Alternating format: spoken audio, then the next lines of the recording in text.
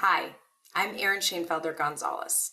I'm a clinical psychologist with Seattle Children's Hospital and University of Washington, and I'm the co-director of the Behavior and Attention Management Specialty Program, along with my colleague Dr. Tyler Sasser at Seattle Children's Hospital in Outpatient Psychiatry. I'm going to introduce you today to our program and talk about what we offer and the types of families we serve. The Behavior and Attention Management Program is staffed by some providers who are University of Washington employed faculty and some who are Seattle Children's Hospital employed psychologists and therapists.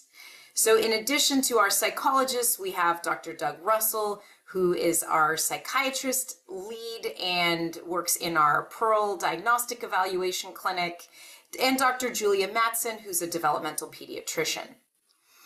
You can see here that we have a growing group of licensed mental health counselors and social workers in addition to psychologists who run our treatment programs and do many of our initial consultation visits and some assessment as well. Our operations and admin team is led by Corey Hamilton and Lacey Campbell. Who do we serve in BAM? We are a transdiagnostic program, which means that we don't focus on any one specific diagnosis, and in fact, families are welcome to enter our program regardless of whether their child has any diagnosis at all. The most common diagnoses we see, though, are certainly ADHD. The majority of our patients do have an ADHD diagnosis, and then disruptive behavior disorders, including oppositional defiant disorders and related concerns with challenging behavior. We also see quite a few kids who are going through difficult times and transitions in their lives and may qualify as having an adjustment disorder or an anxiety disorder. And we do take care of our medically complex patients as well, who are referred from medical specialties all over the hospital and may be dealing with challenging behaviors that are related to a medical condition. Other specialty components that are served within BAM include early childhood adversity and traumas, prenatal exposures or other complex developmental presentations, stressors that caregivers are going through regarding parenting, and kids with a variety of complicated developmental presentations and diagnoses, as well as learning problems. In BAM, we talk a lot more about the top problems than we do about the specific diagnoses when we're creating a treatment plan. So we see top problems that typically focus around compliant behavior, defiance, arguing, aggression, ADHD-related challenges such as being distractible or impulsive during daily activities, a lot of big feelings, trouble with regulating emotions and having big meltdowns, problems in the relationship between the parent and child, and patterns that families fall into with negative responding to each other.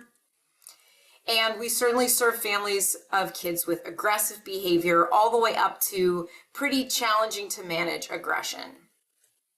Some of our kids also have a mood component of chronic irritable or low mood or even mood disorders.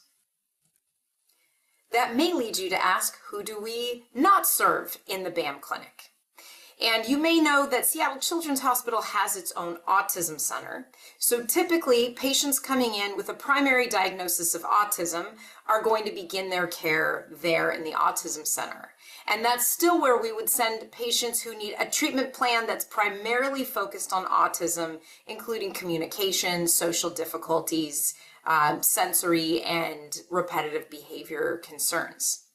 Now, a lot of kids on the autism spectrum have primary top problems related to attention and focus or cooperative or disruptive behavior. Those are kids we do serve within our BAM groups.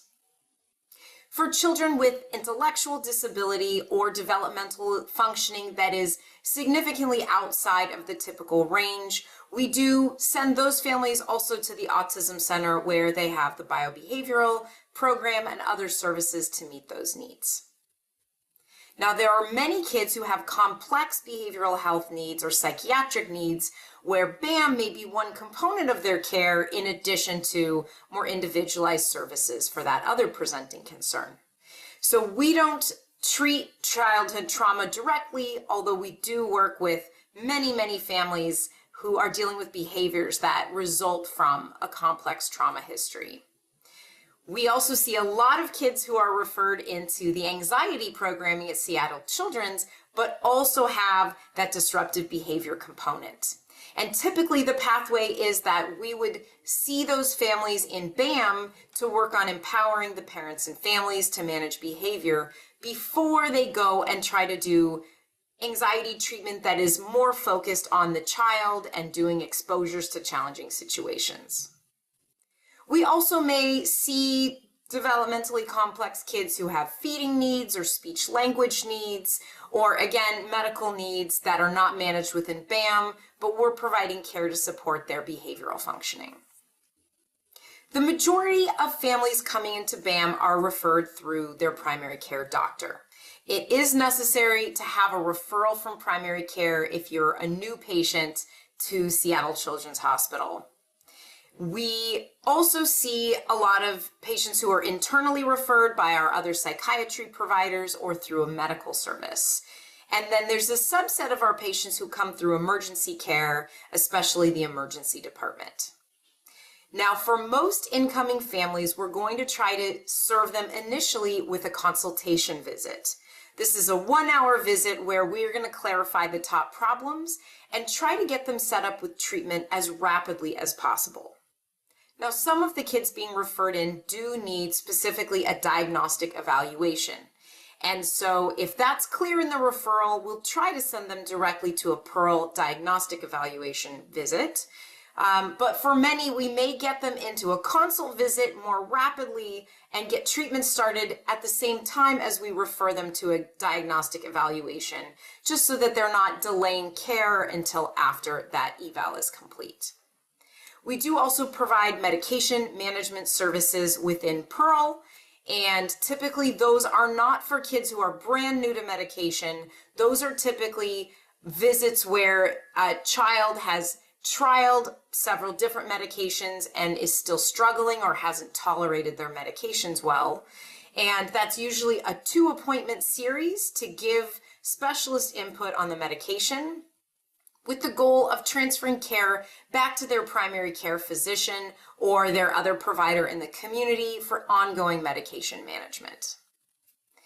Now, once a family completes either their first consultation visit or an evaluation, we're going to refer them into our treatment pathway, which I'll walk us through in a moment.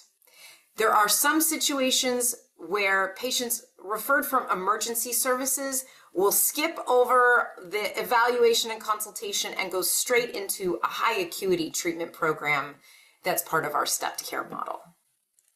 Our consultation visits are these 1-hour initial visits.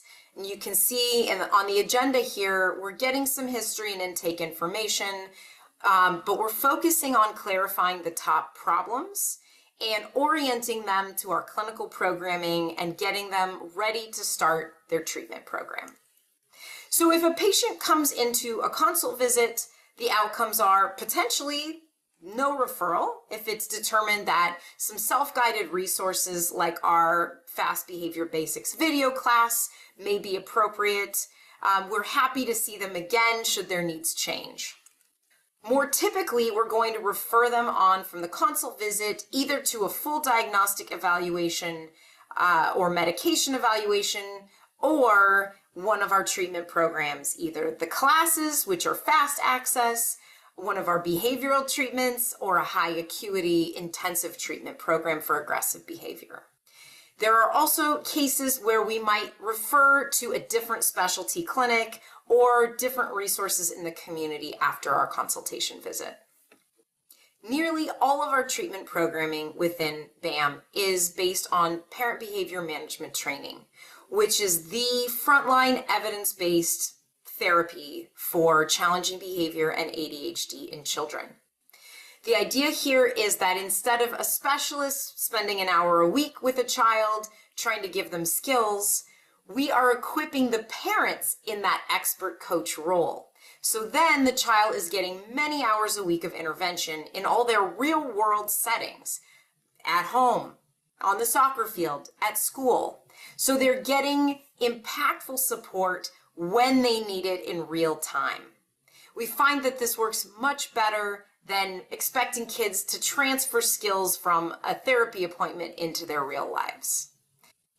There are more than 40 years of very robust research trials validating parent behavior management training, and even meta-analyses of these studies supporting its use as a frontline treatment. Unfortunately, there is not research support for child-focused therapies to treat ADHD or disruptive behavior, things like cognitive behavioral therapy or talk therapy with kids. As I said, those therapies aren't shown to generalize gains to a child's real-world functioning and success. We do offer some programs that include tweens and teenagers, engaging them around emotion regulation and organizational skills for ADHD. In BAM, we use a stepped care approach where we use light touch treatments for minor concerns and conserve full-length treatments for more severe or complex behavioral concerns. So we start with self-guided resources. I mentioned our Behavior Basics class, which is free online and has a workbook that families can work through. But our standard course of care is Super Parenting, which is a 9-week, 1 hour a week group across all of our age ranges up through the teen years. That is that core evidence-based parent behavior management training.